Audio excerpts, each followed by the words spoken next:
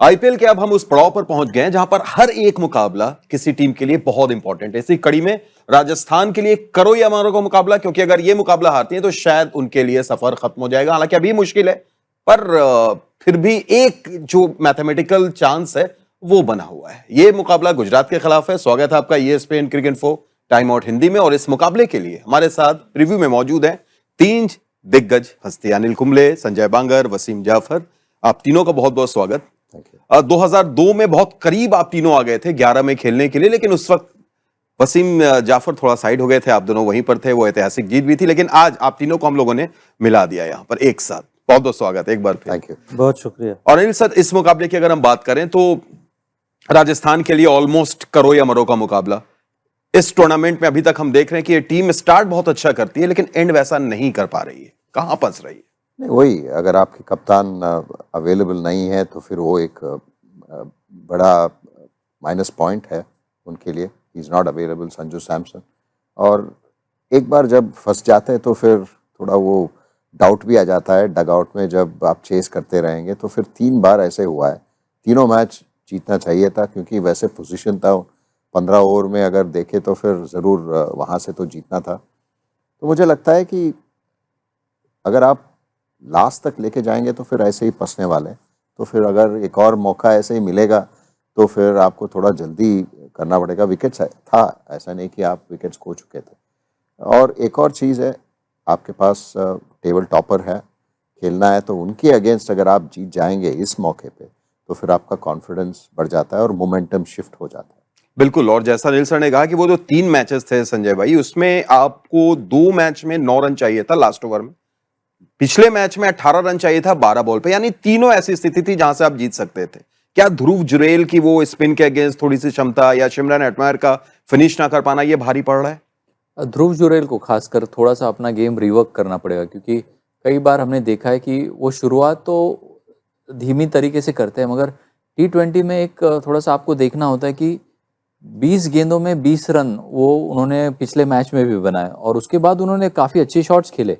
तो वो काबिलियत वो थोड़ा सा अर्ली करेंगे ना, क्योंकि 10 बॉल अपने आप को देना समझ में आता है, मगर 20 बॉल में 20 रन, 100 का स्ट्राइक रेट है, मतलब ये तो आज के ज़माने में माना नहीं जाता है। तो वहाँ पर थोड़ी सी तेज़ी और थोड़ी सी रफ्तार बढ़ाने की ज़रूरत है ध्रुव जुरेल को, क्योंकि अन्य जो बल्लेबाज है वो अपना काम बहुत ही अच्छी तरीके से कर रहे हैं।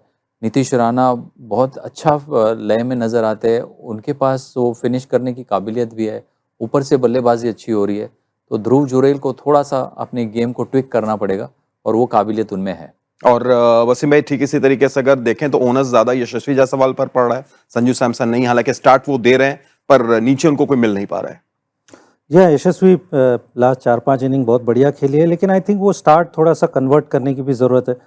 जो 40 या 50 बनाकर आउट हो रहे हैं, वही अगर 70-80 रन बनाएंगे तो शायद वो जो मुश्किलात उनको आ रही है वो नहीं आएगी। तो थोड़ा सा उनको मेरे ख्याल से थोड़ा सा वो लेना पड़ेगा अपने ऊपर जिम्मेदारी कि वो आखिर तक रहें और थोड़ा मैच फिनिश करें, जब आपको पता है कि आपके नीचे के बल्लेबाज वो काम नहीं कर रहे।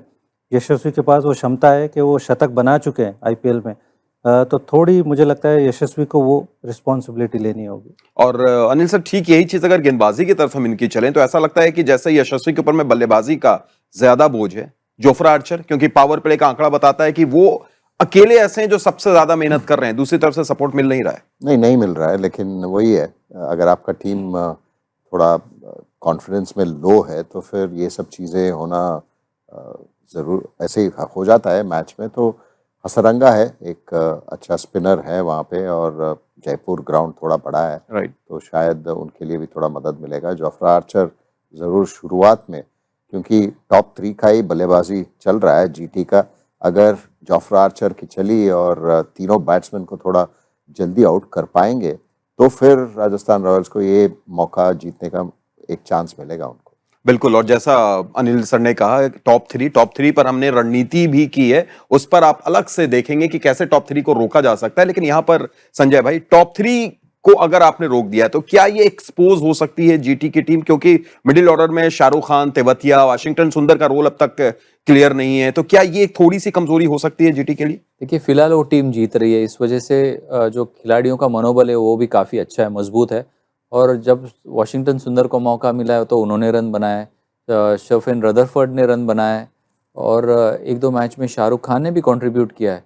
तो जी हाँ, इतने बड़े परफॉर्मेंसेस रहे नहीं है, मगर इस वक्त मजबूत स्थिति में है। तो अगर टॉप 3 को आउट करना है, मैं तो यही कहूँगा, अगर राजस्थान रॉयल्स के लिए कुछ वर्क नहीं कर रहा है तो 3 ओवर जोफ्रा आर्चर से शुरुआत में ही डला दो। आप वो 2 ओवर डलवाते हैं और फिर उनको रोक देते हैं तो फिर उससे मतलब नहीं बनेगा। आपको मैच बनाना है तो पहले 6 ओवर में ही बनाना पड़ेगा। ये 3 बल्लेबाजों को आउट करने के लिए ऑल आउट आप जाइए और जोफ्रा आर्चर की 3 ओवर्स का इस्तेमाल कीजिए। बिल्कुल, और गेंदबाजी की बात करें वसीम भाई, तो यहाँ पर आप देखिए, चाहे वो सिराज हो, प्रसिद्ध कृष्णा हो या साई किशोर हो, तीनों ही गेंदबाजों को 10 से ज्यादा विकेट इस टूर्नामेंट में मिली है। एक तो पर्पल कैप की रेस में भी चल रहे हैं, तो यानी गेंदबाजी इनकी सबसे बड़ी ताकत दिख रही है टॉप 3 के अलावा। बिल्कुल, आई मीन जब कोई टीम टेबल टॉप है तो कहीं ना कहीं कुछ चीज़ें अच्छी हो रही होंगी, इसीलिए वो टॉप करती है। तो बैटिंग में भी वो दिख रहा है, बॉलिंग में भी दिख रहा है, प्रसिद्ध कृष्णा का फॉर्म, सिराज का फॉर्म, साई किशोर, राशिद भी अपने रंग में नज़र आए। तो उसी वजह से गुजरात इतनी बढ़िया क्रिकेट खेल रही है। जब आपके मल्टीपल प्लेयर्स इतने अच्छे फॉर्म में होंगे तो बिल्कुल आपकी टीम ऊपर के पायदान में दिखेगी, और वही दिख रहा है। बिल्कुल, और अगर आंकड़े की तरफ हम देखें तो आंकड़ा ये कहता है कि भाई 7 मैचेस हुए हैं इन दोनों के बीच में से, और 6 बार अनिल सर जीती है गुजरात। राजस्थान में भी, यानी जयपुर में भी 2 बार जीती है। तो आप तीनों का प्रेडिक्शन हो जाए, क्या वही आंकड़ा या कुछ उलटफेर की संभावना? नहीं, मुश्किल रहेगा, आसान नहीं होगा जीटी को हराना, लेकिन फिर भी मैं बोलता हूँ अगर आप 3 बार चूक गए हैं नज़दीक आके और 5 मैच नहीं जीते हैं, तो फिर मुझे लगता है थोड़ा तो राजस्थान का पलट होना चाहिए, और लॉ ऑफ एवरेजेस जीटी का टॉप 3 बैटर्स का भी होगा शायद, और मैं राजस्थान लग रहा है। चलिए संजय सर, रिवर्स बैटल है, पिछली बार जीटी जीती थी इनके अगेंस्ट। मैं भी बैक कर रहा हूँ राजस्थान रॉयल्स को, क्योंकि मतलब जिसको क्या कहते हैं कि अगर कोई मौका नहीं देता है तो हमको उनको बैक करना चाहिए, अंडरडॉग बोल के। तो राजस्थान रॉयल्स, मुझे लगता है कि जो खिलाड़ी यशस्वी जायसवाल अच्छी बल्लेबाजी कर जाएंगे, नीतीश राणा फिनिश कर सकते हैं, जोफ्रा आर्चर नई बॉल से 2-3 विकेट ले सकते हैं, हसरंगा आ सकते हैं। तो मैं पॉसिबिलिटीज़ देख रहा हूँ, मैं पॉजिटिव्स देख रहा हूँ राजस्थान रॉयल्स के लिए। तो बैक कर रहा हूँ राजस्थान रॉयल्स को ये मैच जीतने के लिए। 1 राजस्थान 2 राजस्थान जीटी।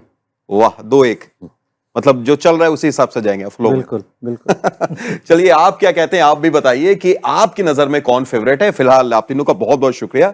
आप देखते रहिए ESPN cricket info time out Hindi, और जाते जाते फिर याद दिला दें कि रणनीति जरूर देखिएगा, जहां इन टॉप 3 को, यानी गुजरात के टॉप 3 खिलाड़ियों को कैसे रोका जा सकता है, ये 3 दिग्गज बता रहे हैं।